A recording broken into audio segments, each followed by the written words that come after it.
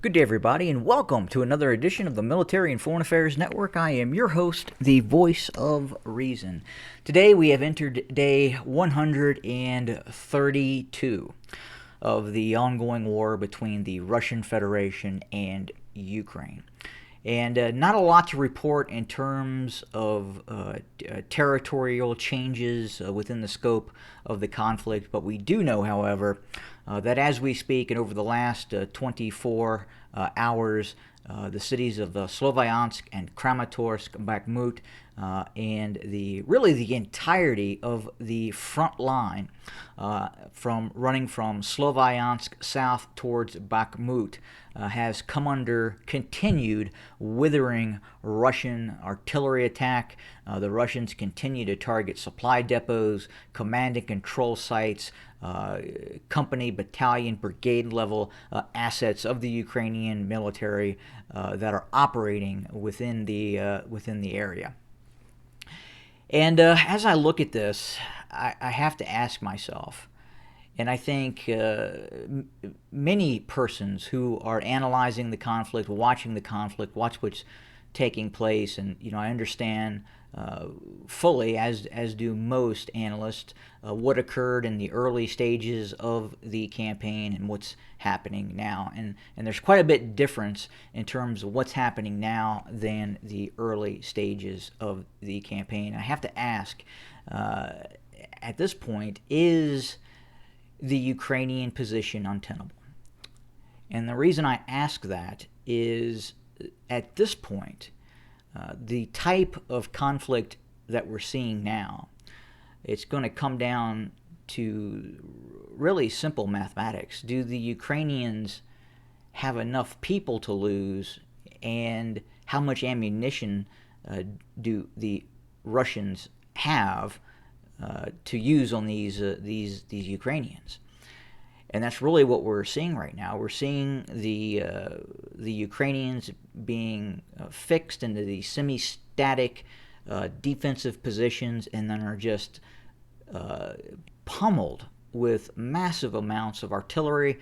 And then you also have the factor of the tactical air issue as well, with Russian helicopter gunships, fixed-wing aircraft, and then probably more importantly, the ability of the Russians to hit any target in Ukraine at their leisure with cruise missiles. And I don't know what the end game is going through the Ukrainians' thought process in terms of how they are going to be able to continue to operate in the field under these conditions.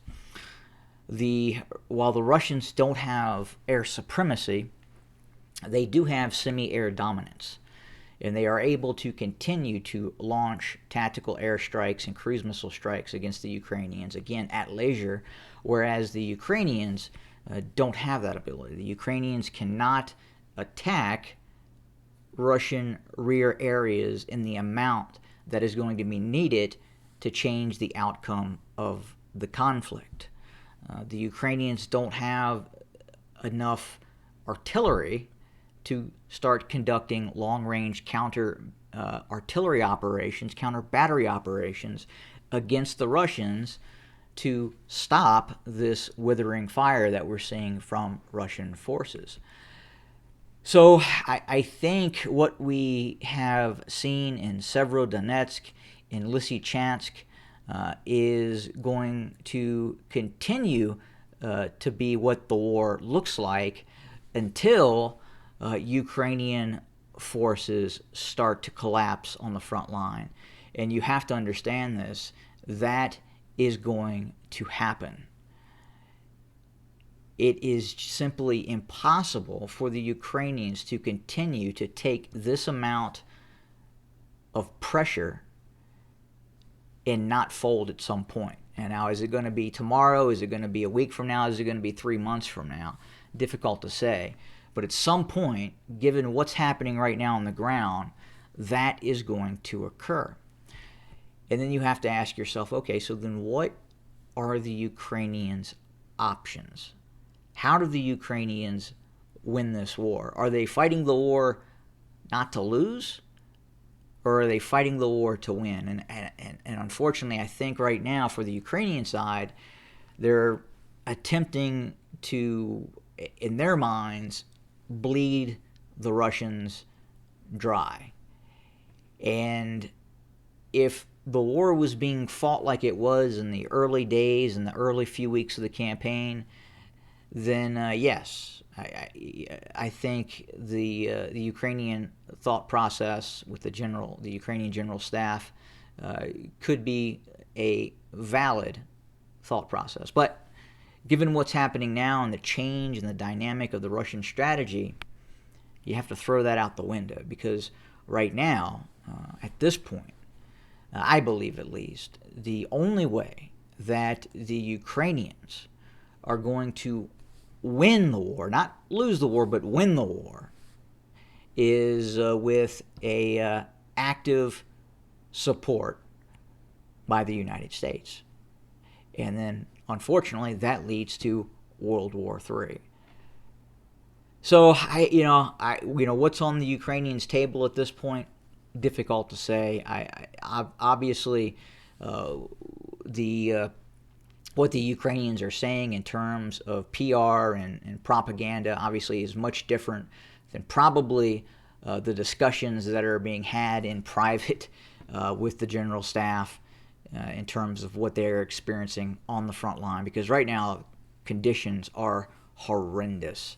It is a brutal war. And yeah, it's not just brutal on the Ukrainian side, it is also brutal on the Russian side. But right now, it is more brutal for the Ukrainians because the Russians just have more firepower and again are able to continue to bring to bear both tactical air assets and cruise missile strikes at leisure against Ukrainian forces. And right now you can kind of see the same thing is happening again within the Sloviansk to Bakhmut defensive line. It's just going to be a matter of time and pressure and massive amounts of artillery until this line breaks and the Russians move forward. Now, at a certain point, because of the amounts of casualties, the loss of equipment, the inability of the Ukrainian military to supply fuel for its armed forces, because those fuel depots are being destroyed, and the ability of the Ukrainians to provide ammunition for its forces, we could start to see renewed maneuver operations or larger maneuver operations starting to take place by Russian forces. And by all indications, information coming out of the Kremlin has said, continue forward. We are not stopping. And unfortunately for the Ukrainians, it is going to be a very, very long and brutal conflict that right now does not bode well for a possible outcome that the Ukrainian forces would find, and the Ukrainian people are going to find acceptable. Anyway, that's what we have for today. More to come soon. Thanks for joining us. Good day.